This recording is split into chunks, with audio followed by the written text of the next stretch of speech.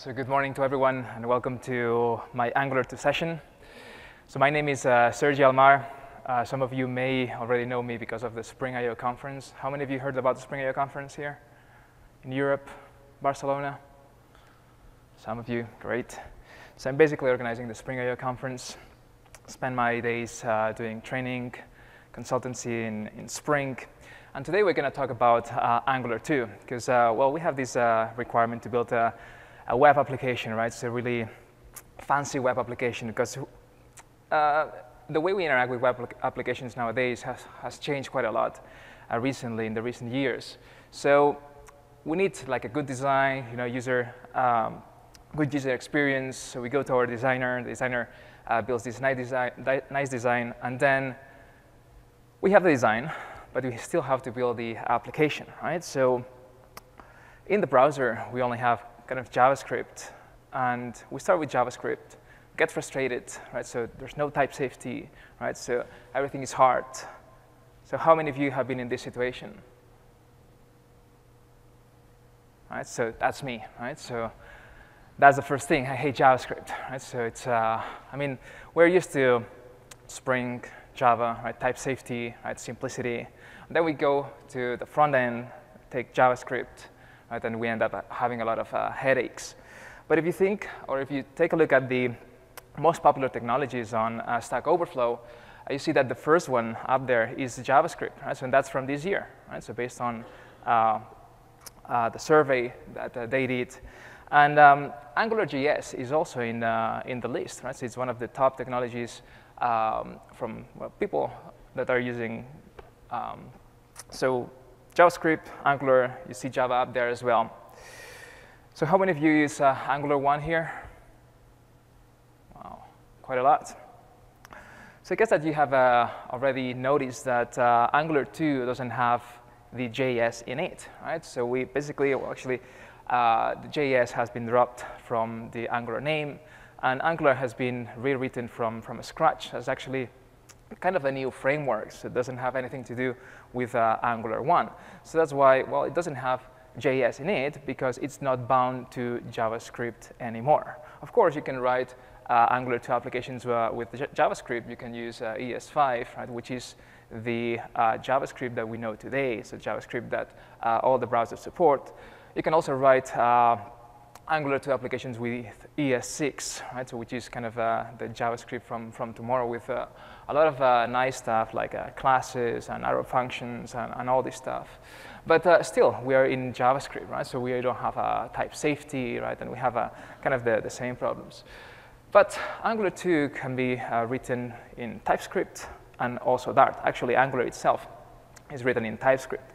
And that's basically what, well, will give us a kind of type safety, like better tooling, right? Better support to build these web applications. So why Angular, right? So because, well, it's a simple framework, right? So simple doesn't mean like simple as in the framework itself, but it brings simplicity to the development, right? So if you take a look at Angular1, Angular2 is much more simpler than Angular1. So focused on productivity, so things like we're used to have with Spring, like separation of concerns. So for instance, in Angular2, the rendering, right, is separated from your application. So actually you can render against a DOM, but you can also render on the server side. You could also render on a native application. So we basically have this separation of concerns. We can use TypeScript, which gives us well, a nice language, right, on the front end, right? So we don't have to basically use plain JavaScript anymore. So we have TypeScript, which gives us a lot of benefits. DI, so at this stage, I guess that I don't have to tell you about the benefits of dependency injection. So Angular2 has its own dependency injection framework. It also has a reactive programming style, so it uses RxJS, right, underneath as well, right? If you want, you don't have to, right? But you can basically build your application in a reactive way, and it's also an open source framework, right? So open to contributions, right? And with a huge community. So maybe one of the biggest assets in Angular is the community, right? So a lot of people, right, which help, right, and contribute And that has been one of the good things about Angular. So set, right? So we can now use TypeScript. And TypeScript is nothing more than a superset of JavaScript. That means that it's not, well, it's a new language, but it's not something different, right? So still, well, you can take your JavaScript code and rename it to TS, right, which is a TypeScript extension, and this is a valid TypeScript class, right? So, but apart from being a superset of JavaScript, it provides the type safety. So you can go for a more object-oriented programming model, right, in the web layer, but it's optional, right? So that means that if you want to use types, you use them. If you don't want to use types, you don't have to use them. But this will give us, right, better tooling, right? So now the IDEs can basically tell you where there's something wrong. You also have these compile time errors, so you don't have to wait until you execute your application. You are able to refactor the code easily, because at the end of the day, when you write JavaScript and you have a big application, everyone is kind of concerned about changing something because there's no way to refactor properly the code. There's no change to change the things, right, without more or less knowing if you broke something in another part. So refactoring is an essential part of development. So TypeScript will make it easy, right, because we have types, the IDE support, and so on. And also it provides, right, some of the future features, right, from JavaScript to the current JavaScript engines, right? So what we're going to do is to basically transpile TypeScript code into JavaScript. So usually when we compile code, we compile from one language into, I don't know, in the case of Java, we compile Java into bytecode, right? So transpile basically means that we are converting the source code of one language in the source code of another language of the same level of abstraction. So we're going to take TypeScript and we're going to convert it into plain JavaScript. So everyone knows, or actually all the browsers can use your application. So in terms of IDE support, we have a lot of them. Right? So we have WebStorm, we have Eclipse, right? Sublime, right? Even Visual Studio as well. Actually, TypeScript is a language that was built by Microsoft, right? So when Angular2 was being written, the Angular team, right, kind of created a language called AdScript, but at some point, right, so they decided to switch to TypeScript because it already provided all the features that Angular needed. So we take a look at TypeScript. You're going to see that, well, we have ES5, right, which is the current version of JavaScript. Then we have ES6, which provides a lot of new stuff, like the classes, the modules, right? So now you don't have to use the Angular1 modules, but you can use the ES6 modules, right, to load your components. And then we have ES7, which provides some of the stuff that TypeScript can use, like the decorators, for instance. Decorators are nothing more than those annotations that we'll be using in our Angular application. So you see that TypeScript is nothing more than a superset of JavaScript. So we are in JavaScript at the end of the day. So we're going to transpile that, but this will generate, at the end of the day, JavaScript that your browser can understand. So if you're not familiar with TypeScript, I would recommend you to go to the TypeScript website and go to the playground. So the playground will basically give you the chance to play around with TypeScript, and you're going to see the generated or transpiled code in JavaScript. So we have these two windows here, right? So you write something in TypeScript, and you see the transpiled code in JavaScript.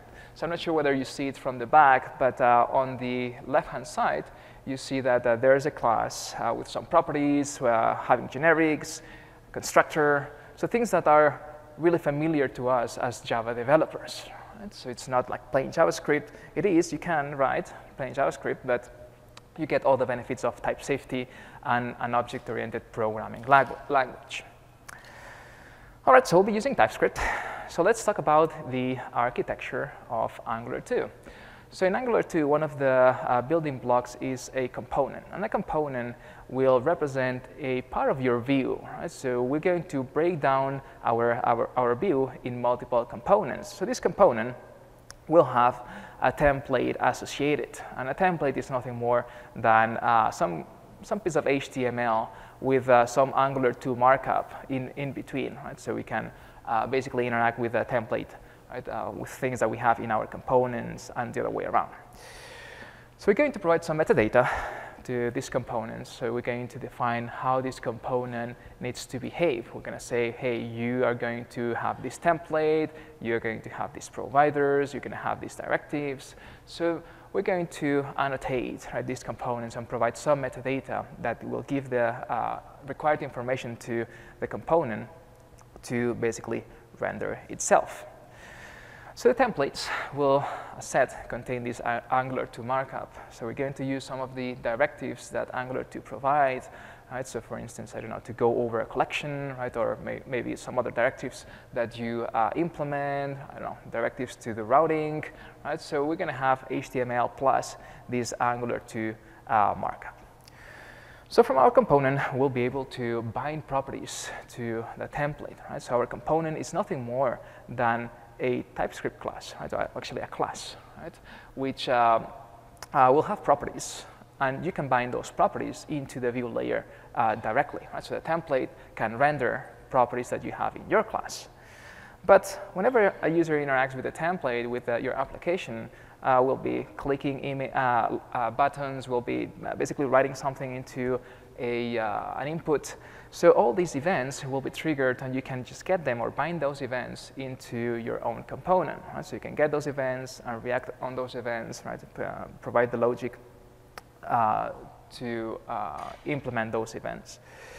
But usually a component, right, doesn't work by its own, right? So it needs some kind of business logic. So that's why we're going to implement services, which is where our business logic will be, right? So we're going to use the dependency injection to inject those services into the components. So the injector will take care of creating those components or services and injecting them into our components, because we shouldn't put a lot of logic into our components, right? So that represents the view, right? So which will render a piece of HTML, will process the events and so on, but we should just put the logic, right, into the services. So this is more or less the architecture that we're going to see in Angular2. So if we go back to the components, as I said, everything, not everything, but one of the building blocks is a component. So we're going to break down this UI, the web layer, right, into multiple components. So we're going to have a kind of a tree structure of components. So we're going to have the application component, which will be kind of the root component, or maybe basically the shell component. Are we going to have like multiple child components, which at the same time can have more child components? So we're going to have an architecture like this, so we can take a component and reuse it. So this will allow us to break down the UI, so provide a really simple components, right, which can be reused and have this single responsibility.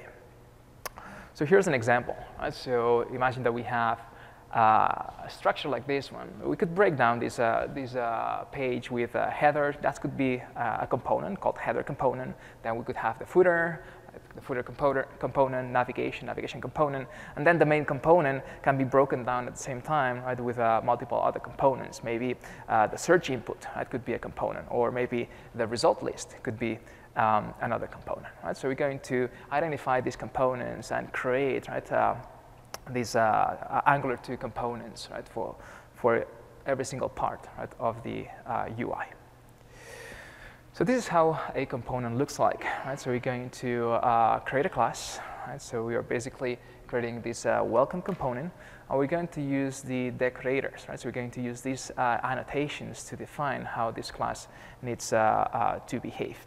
So the component decorator configures the component, and notice that we have different attributes that we can pass to the component decorator. So we have here a really simple component with two attributes, one called selector. So selector defines how the component, or where the component will be rendered. So we're going to find something in our HTML or our DOM that's called, for instance, a SpringOne app, and we're going to replace that with the template for that component, which happens to be the second attribute that we have. We have a template, which can be inlined, like we have here. Just for simplicity, we're going to inline the template in here, right? So usually you externalize that into an external HTML page, but just to be simple here, we're going to inline it here.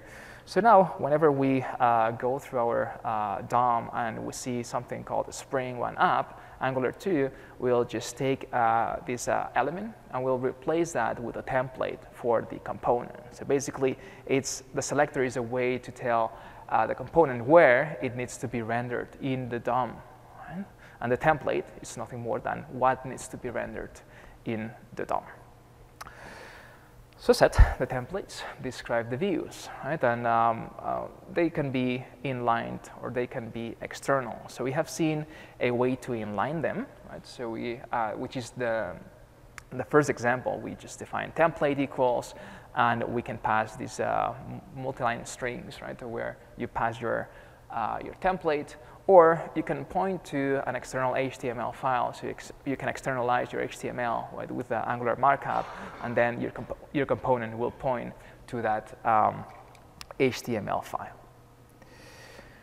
A component can also have its own styles, right? So you can pass just styles for that specific component.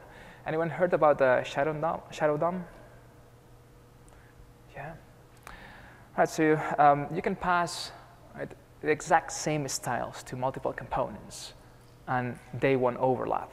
Right? So we can pass a style for instance, H1 in one component, define the same style in another component, and as we'll be using shadow DOMs, right, we are not going to override, right, the other styles, which is really good. So this allows us to define styles just for our specific components. You can have your global styles and then per component style. So, and again, you can either inline them, right, or externalize them. You can have a CSS file, for instance, just for your own component, which is usually what you do.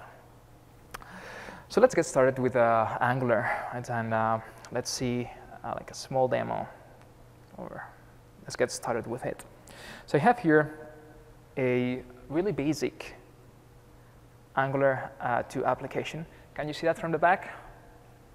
Yes, great. So every single application needs to start with one component, right? So whenever we bootstrap our application, we're going to tell Angular2 who is the main component, where should we start. So we have seen that we have this tree structure, right, of components. So we have to start with one of these components. And here we see, right, how we have this app component, and we see that we have a selector called app root, a template URL, which is basically externalizing the template, and also you could have a CSV file. So we go to our HTML template. So this is really basic, right? So it just prints welcome to SpringOne platform. And as said, we need to tell Angular2 somehow to bootstrap the application. So bootstrapping the application requires you to pass the component that will start your application. So we're saying, hey, start Angular2, and please start with this app component. So as we have already seen, right, so then we can have child components, right, hanging from this main component. Great. So what we're going to do is to basically create, right, the new components and see, right, how we can build the structure of our web UI. So let's start with basically creating like a header and another component which will greet you. So let's create a new TypeScript file. Let's call it header.component.ts. So that's a TypeScript class. So I'm going to export the class called header component. That's our class, and then we need the decorator, which was the component decorator. Right? So we're going to import it. So we have types, so that's why we have to import it the same way as we do it in Java. And then we can pass, right, the templates and the selectors. Right? So we're going to define a selector and this selector will be, I don't know, header, for instance, right? Or let's say SpringOne header. And then we're going to define the template. And the template will be inlined. So we're going to basically say welcome, or actually SpringOne platform. Great, so we have our component, really simple, right? So how can we make this component render? So we will be going to our app component, which is our main one, so as you see here, and we're gonna open the HTML file. So in this HTML file, what we want is to basically render our header component. I'm going to replace that. I'm going to define the selector, which I used before. Right? So basically, this selector matches the component. So I want to render my component, my header component, right here, right, with this selector. So in order to make the component happy with that, we need to tell the component what directives he's going to find in the template.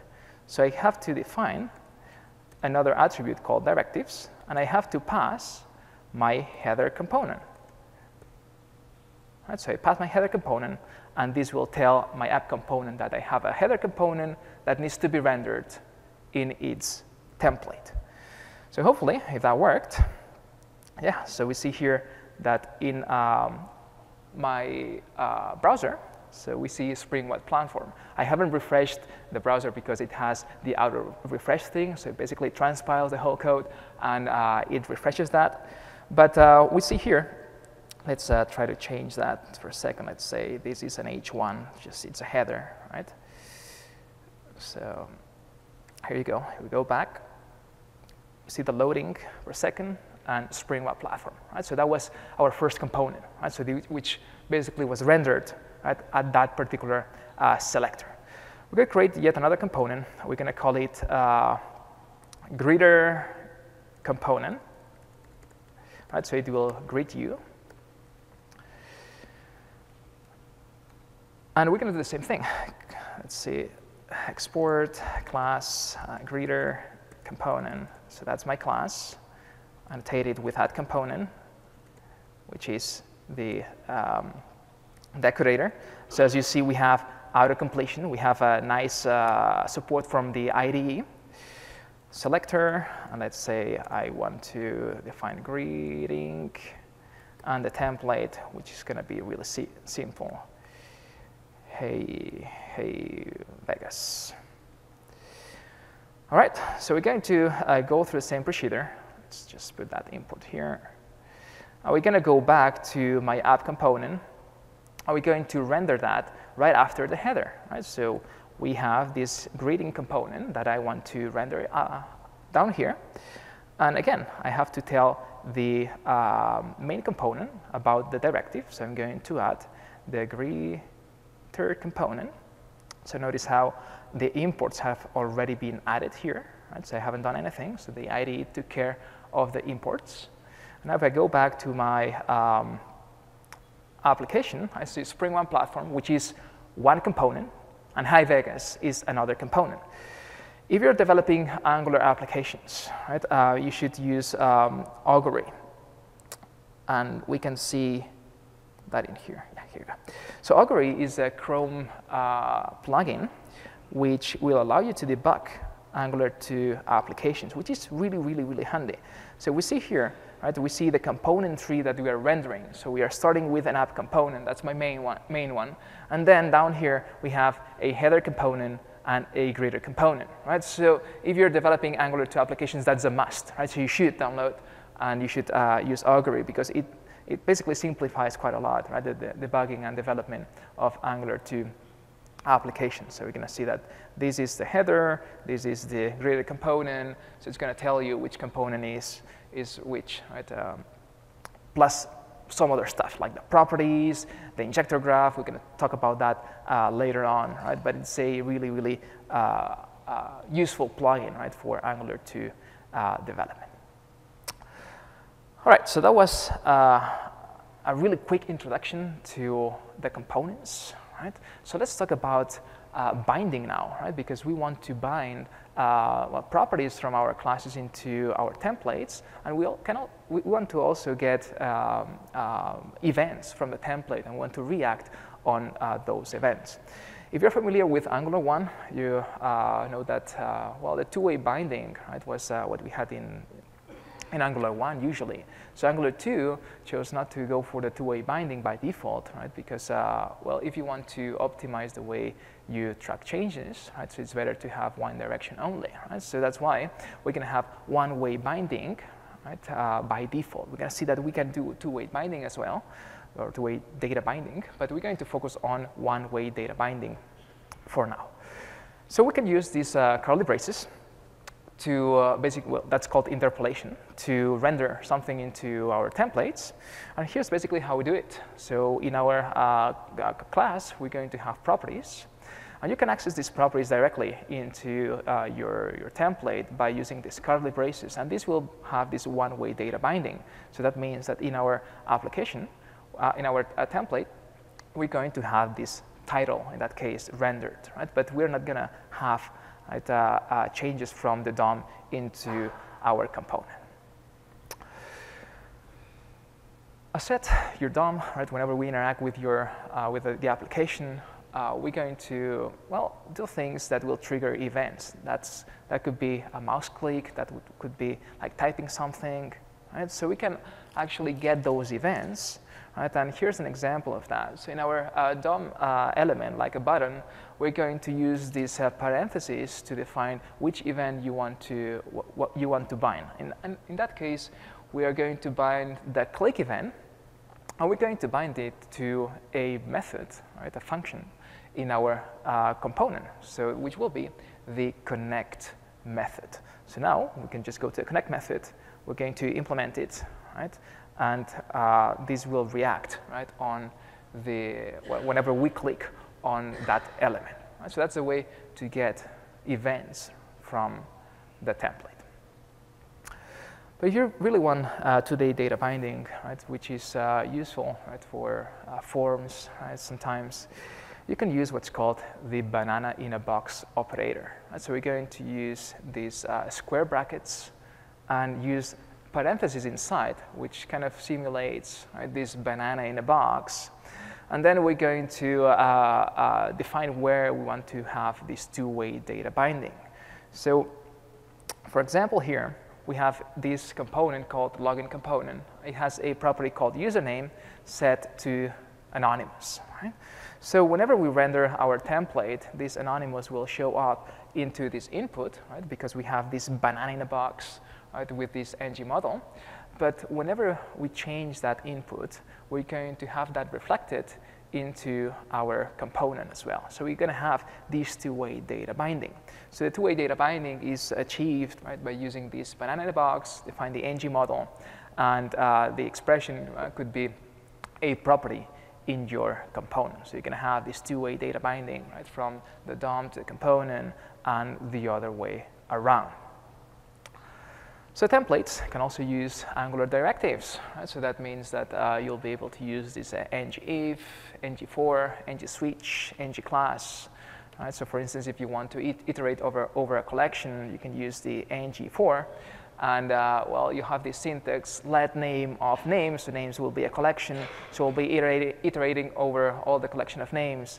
And the local variable will be called name. So we'll be rendering one of these elements for every single entry in the collection. All right, so let's go back to our components. And if we take a look at the greeter component, so the greeter component was having this template kind of hard-coded. Right? So now what I want to do is to have this one-way data binding. So I'm going to define, I don't know, a property called username. I'm going to use a type, which is string. And I'm just going to say, hey, I'm just going to put my name. Right? So I want the view, the template, to render my name, which is a property in my component. So I can use these curly braces to do interpolation. I'm going to pass a property in my component. So I can go back to my view, and we see here that we got this one-way data binding. I should say, hi, Sergi. Great. So let's do something else here. So let's add, for instance, where are you? Here we go. Let's add an input of type text. And let's use this two-way data binding. Right? So we can use the two-way data binding with the banana in a box. As you see here, as we have these square brackets plus the parentheses inside, which represents the banana in a box. So I'm going to use ngModel, and I'm going to map it to something called username. Username. So now, what I want to do is to have this two-way data binding. So we're going to go from the component to the DOM, and from the DOM to the component. So we go back to the application. We see here that we got the input rendered with the value from the property username. But when I change it, we have this two-way data binding because it will change also our component. And this will reflect, right, the view again because it renders whatever we pass, right, as the username. Right? So if you do something like this, for instance, right, so instead of, we are basically using a value instead of the banana in a box. So this is the square bracket without the parentheses. We're going to have one-way data binding. So we go back to our template, and we see that, well, we got the input rendered with the value from the username, but now we type something here, and there's no binding back to the component. Right? So that would be one-way data binding applied to the input, whereas with ngModel and the banana in a box, we're going to have this two-way data binding. So let's add a button here. I'm going to add a button, and I'm going to basically, if you can see that from the back, I'm going to bind the event click, and I'm going to bind it to a method in our component. So let's say I'm going to call it on a click. Right? So you can call it however you want, as long as it lives in on click, lives in the component. So I'm going to just put something in the console. Right?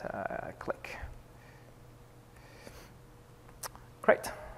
So everything is loading. I haven't passed any, let's call save, any name to the button, but we have it now. All right, so we have here a save button. So whenever I click here, right, so I want to execute my method in our component. So we go back to the console. So I see that the click method was executed 10 times. Right? So we got this event binding, right, from the view, from the template to our component. Right? So pretty straightforward. Right? But, so we don't have to do anything fancy, just pass the event and bind it to one of the methods in our component. Great.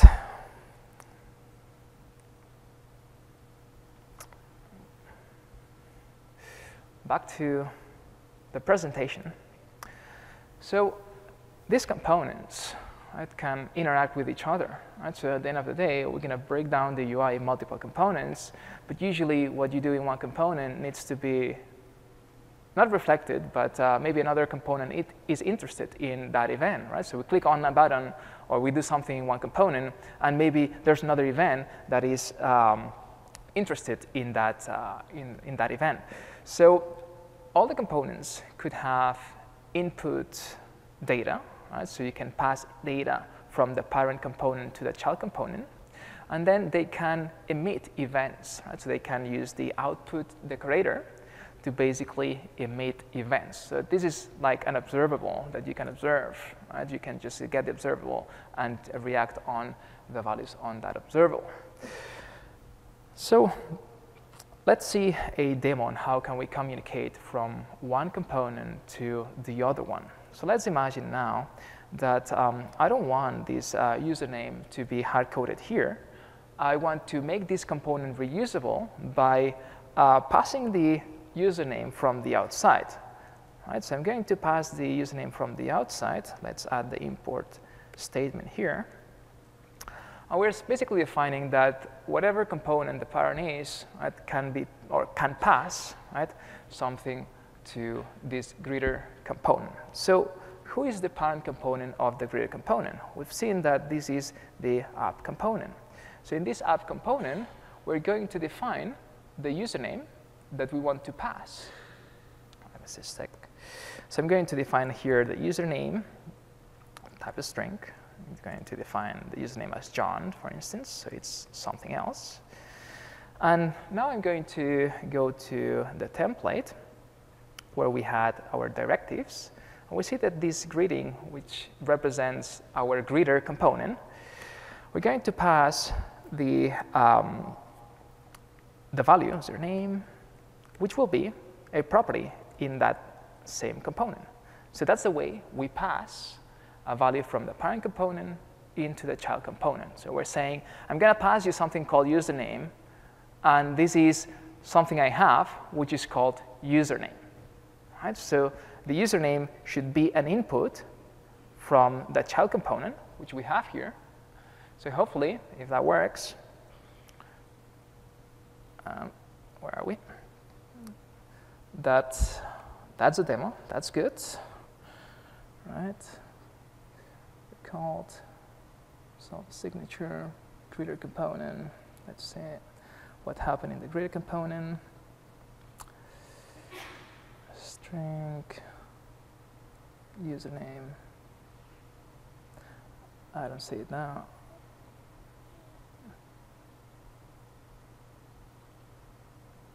Well, that's a live demo, right? So I don't want to spend too much time, right, solving that for a second. But yeah, that's the way we pass, right, things to a component, and the same component can emit values, right, to the output, right, by using the add output component. Right, so we're going to leave it like this now. So I don't want to spend time, right, figuring out what happens here. So we'll have to trust me in this one, and we're going to continue with the next topic. So set these components don't work in isolation. So they usually require some kind of business logic. Usually we put the business logic in service classes. Well, what is a service? Service doesn't have like exact definition, so it's basically a class with a well-defined purpose, something that, well, a class that will do something, right? And we can reuse this class in multiple components. It contains a business logic, it's doing something really specific. And this is how a service looks like. So we are going to basically create a class, we're going to provide the logic in there, and we annotate it with at injectable. Right? So they are different from components, right? So they don't render any view, right? They contain just logic. And usually we take those classes and we inject them into other components. So the way to inject these components, or actually these classes into the components, is usually by using dependency injection. And in Angular2, we have constructor injection. We don't have setter injection, we don't have field injection, we only have constructor injection. So as we see here in this example, this class defines a constructor, and it defines a property in that constructor. So this property of type greeting service will be injected, right, by the dependency injection framework. And whenever you pass a property in the constructor, what this is doing is to create a property for that class. So you can use this property, right, inside that class in any of your methods. So the way that Angular2 does injection might be different from what you already know from Spring, right? So in Spring, by default, everything is a singleton. You can change that by changing the scope. So now in Angular2, what we're going to have is that every single component will have its own injector. Right? So this injector will be the responsible to provide the dependencies. And well, not all the components need an injector, but let's think about it, right, to simplify the whole thing. Right? Usually a component has an injector. And the injector will inject the dependencies, and those dependencies are going to be created based on the provider. So the provider will define how this dependency will be created. So every single component will have an injector. So a component will be singleton as long as it's maintained or created by the same injector. So you can have multiple instances of the same component, right, for actually the same service in multiple components if you have multiple injectors, right? And that's possible. And so does it mean that Angular2 doesn't have singletons? It's like yes and no, right? So depending on the injector that you have, you may have a single injector, right? And you'll have a single instance of that component. If you have multiple injectors, then you can have multiple instances of that component. So let's refactor our component, and let's create a service for the greeting. So I have here this username hard-coded, but I don't want that now. So I want to basically externalize that into a service. I'm going to create a class which will be called greeter.service.ts. Right? So it's nothing more than a class. Export class greeter service. On a set, I'm going to annotate it with injectable from the core.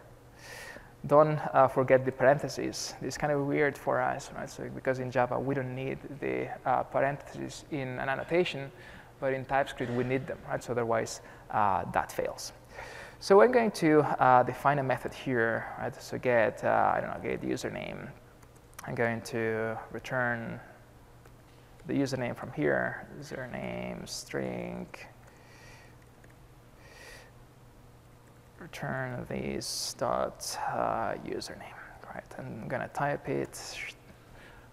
So that's my service, right? So really simple, right? It has some methods annotated with that injectable. And I want to take the service and inject it, reuse it, right, in different components. So how can we do that? Let's go to the greeter component now.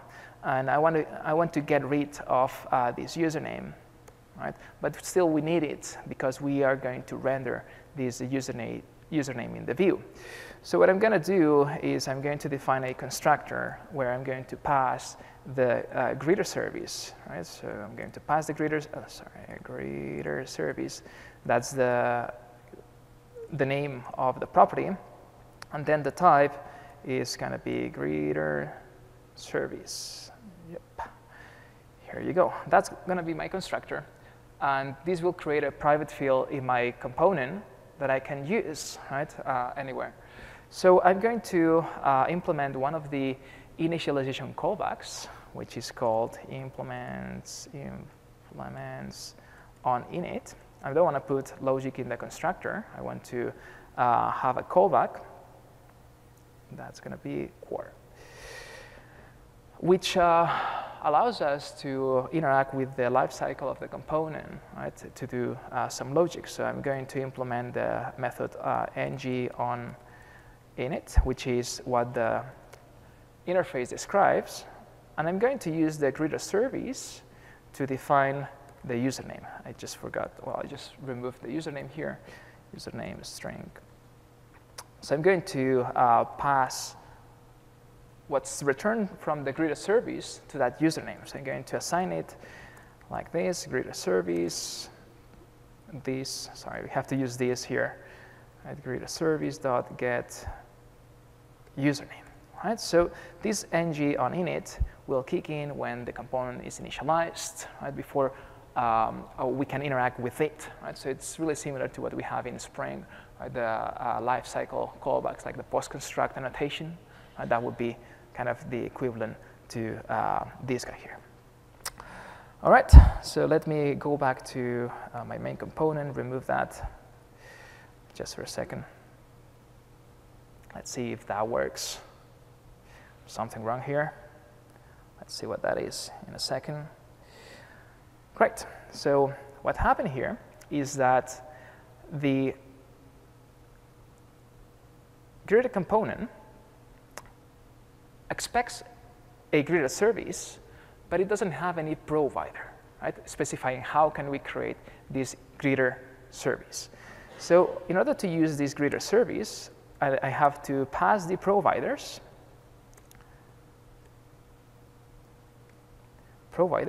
and this is an array of the providers that you're expecting, right, for that injector. So I'm expecting to pass or to use a greeter service, right? So if you don't provide or actually define the providers, there's no way we can create the greeter service for that component, right? So that injector will basically use the greeter service, right, to create it and inject it in our component. So hopefully now everyone's happy. So we have that rendered. So we can change the name in our service to see that this is working. I don't know, let's call it Jürgen. We go back to our view, and here you go. We have Hi Jürgen printed. So this username is actually coming from the service all the way, right? So it has been created and used in here. So that's basically the dependency injection, right? So how it works, right? Constructor injection, there's an injector, right? Using the provider, injecting it in here.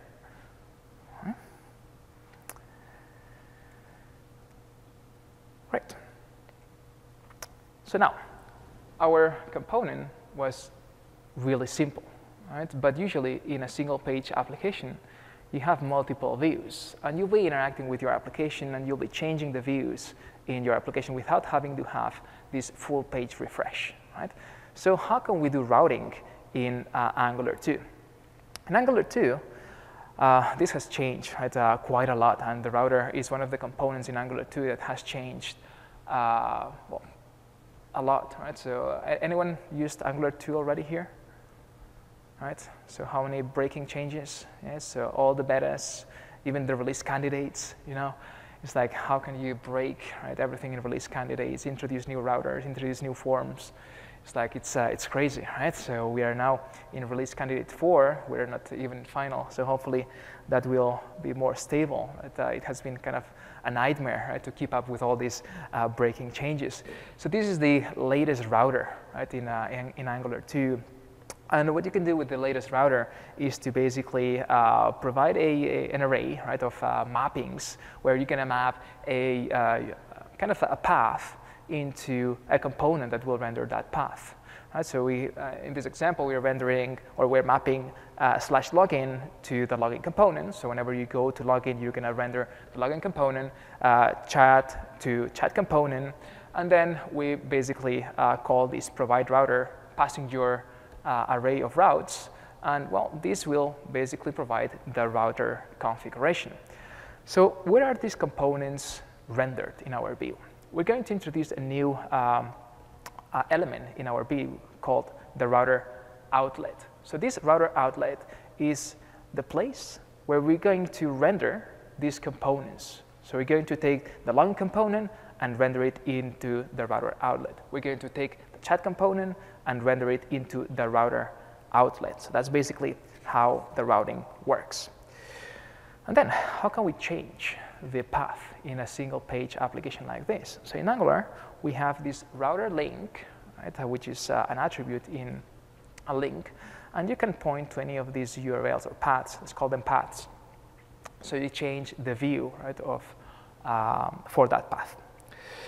So let's go back and let's add some routing into our application. So for simplicity, I'm going to copy and paste whatever we have here. I'm going to create a new TypeScript file called app.routes.ts.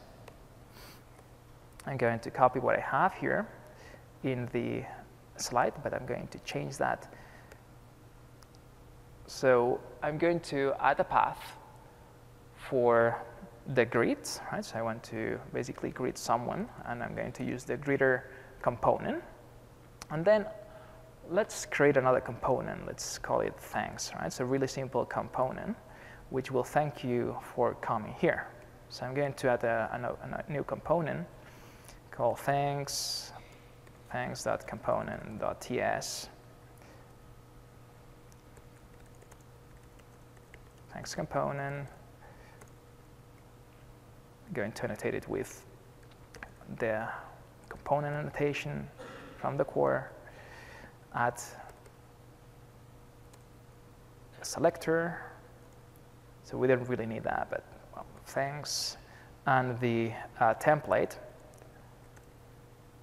which will be really simple. It's going to thank you for coming.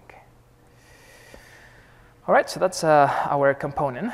So let's get this component. Let's render a path, a view, right, for this component. So I'm going to go back to the app routes component and say thanks, and I'm going to choose the thanks component.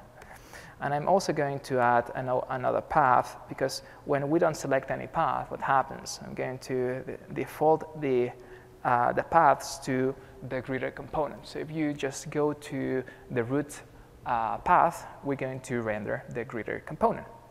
All right, so now we have to pass these route providers, right, to our application. So I'm going to go to my main file where I bootstrap the application, and I'm going to import, right, we call them, how did we call them? I'm going to import the app route providers from, and that's from the app/app routes. And I'm going to pass these app route providers in here so the application knows about them, and we can use those routes. Okay, so this is my router configuration. I have configured my routes. So I need to have somehow a way to change the path, right? And we have seen that, first of all, we need to define a place where these different paths will be rendered. So I'm going to go to my main component, right? So remember this one here. And I'm going to say, I don't want these greetings anymore. What I want is to define the router outlet. And whenever we change the path, we're going to render that component in this router outlet. Right? So that's basically the place, right, the placeholder for the different paths that we're going to have. All right, so let's see if that still works. Right? So well, there we have something wrong here. So we're going to fix that in a second, because in our app component, yeah, here we go. Our app component now doesn't know about the router outlet, or actually, right, what this router outlet is. So I have to define another directive. So remember that everything that you put in the template, every single directive, needs to be known by the controller. So, or by the component, actually. I'm going to import something called router directives from, it's going to be Angular router. And I'm just going to pass it here. Instead of the greeter, I want to use router directives, right? So we can render those in here. Great. So now I have the default path rendered. So let's provide some links so we can change from the greeting into the thanks. Right? So I'm going to go to my header now. And I'm going to modify my template so I can pass some links. So I'm going to define a couple of links here. I'm going to define a link, and we use this router link attribute. I want to define a link for the greet. So that will be greet. And I want to define another link that will render the thanks page, right? Router link / thanks. Great. So again, as we're using these directives, router link, this component needs to import the router directives. So I'm going to import the router directives again. Import router directives from Angular router. Here you go. Let's make this guy happy. Let's pass it here. That's going to be directives, and an array of directives, which will be the router directives. Great. So let's see if that works. OK, so we have something working here. Right, so we have actually two paths, actually two links. Let's make that smaller so you can see it. How can I do that? Yeah, here you go. So if we see here, right, so these will go to /grid. These will go to /thanks. Right, so these are basically rendered by AngularJS. So I have now the default, which is the grid. So if I click thanks, right, so as you see, I go to the other path, right? So I click grid, I go render the component, I go thanks, I go render the other component. I basically, let's make this a little bit bigger so you can see the URL, if we can. So many plugins here that you can't even see the URL anymore. So you see that the URL is actually changing, grid, thanks, right? But it's not doing a full page refresh. So it's basically right, changing the router outlet. Right, so that's basically how routing works right, in Angular 2.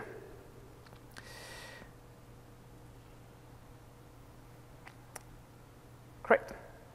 So we've seen that. Right? So router outlet will render whatever component from the path we want to render.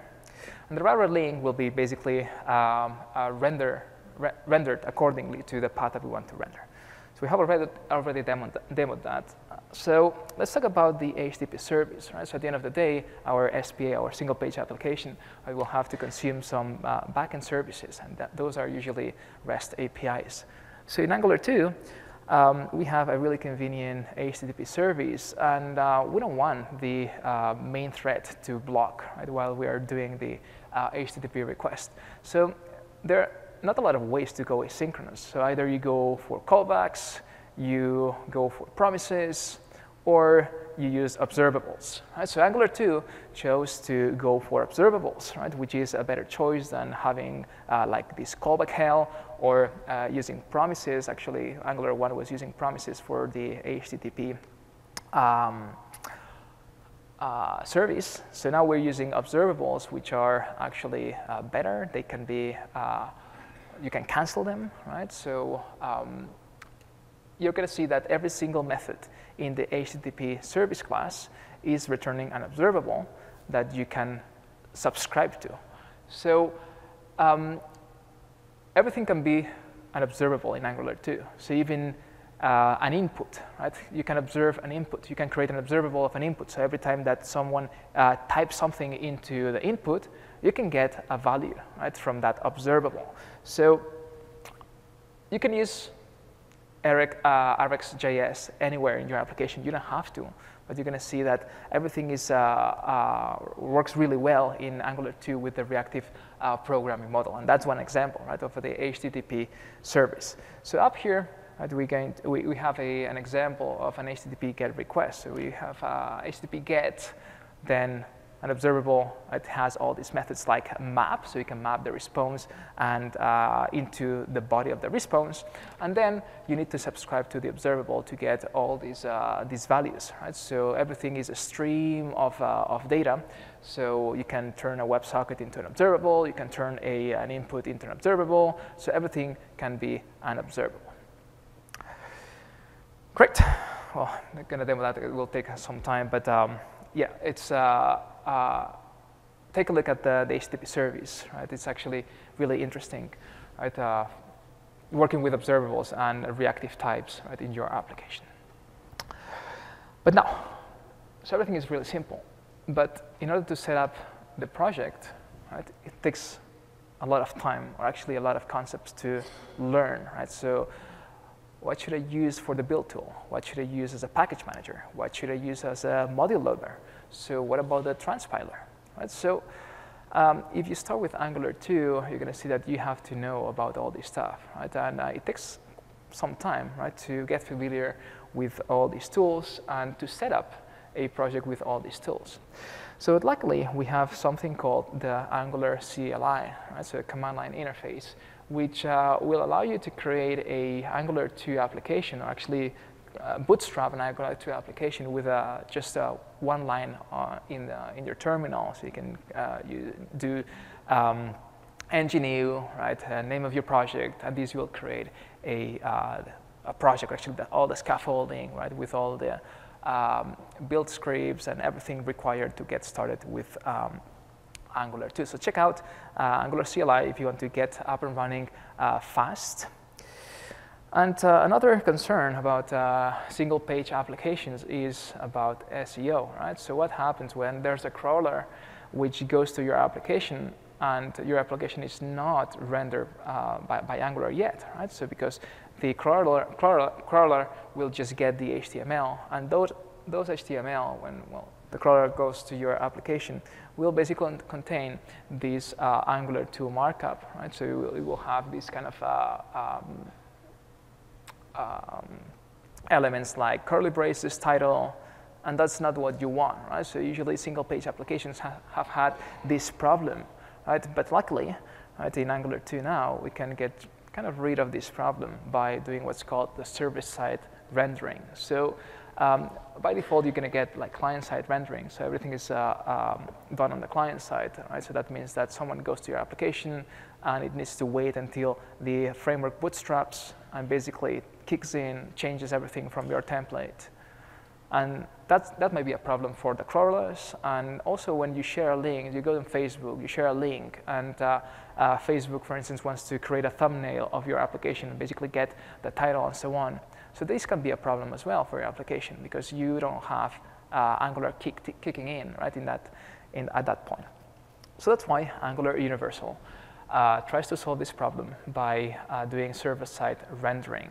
And should we care about server-side rendering? We should, right? Not only for SEO, but also for the link preview, also for the perceived load time, right? So if you do server-side rendering, the client will basically perceive that the application started faster, right? And that's what you want. You want to render a template, you send it to the user sees the HTML, and in the background, the framework Angular kicks in and tries to bootstrap, right? So this has a problem that the user sees the interface, the UI, but Angular is not ready yet, right? So that means that if the user interacts with the UI, well, Angular can do anything about it because it hasn't been bootstrapped yet. So Angular Universal, along with the initial HTML page, it's sending a small JavaScript file, which is called bootstrap.js, which will record every interaction, right, with the UI. And it will record the interaction. It will basically keep all the interactions. And whenever Angular is up and running, it will replay all these interactions. So you're not losing what the user was basically doing while Angular was not active, right? And that's good. So far, we have that working for Node.js, right? But luckily, we're going to have that for Java soon, right? So there's an open issue. You should look into this issue, right, to enable Angular Universal with a Java backend. So hopefully, we're going to have server-side rendered templates for Java soon, right? So there have been some prototypes already using V8 on the server side. And probably, right, there will be some kind of Spring integration as well, right, for these server-side rendered templates soon. So the CLI, right, that I just showed you before, is using the Angular style guide. So if you want to follow the best practices, right, and to basically do it the best possible way, you should go and read the style guides, which will give you the best practices, and that's what the CLI basically does. It implements or bootstraps your application based on these best practices described in the style guide. The last thing, augury, right? So if you're doing Angular, you should get the plugin, right? So this will simplify debugging Angular2 applications. It's really powerful, right? It works pretty well right now. So you should definitely get Augury as a plugin. Regarding Angular2 Final, so no one knows when that's going to come out. So we are in release candidate 4. Right? So that's a screenshot from yesterday. So we see that Angular2 release candidate 5 is 67% complete. So hopefully that's going to be the last release candidate. And then we're going to jump to the final release. Right? But we'll see how long will it take, because, well, it has taken for ages to reach the release candidates, right? Hopefully there won't be a lot of breaking changes from now on. All right, so I think that time's up. So thank you very much, right, for coming. I'll be here, right, so if you have any question. Thank you.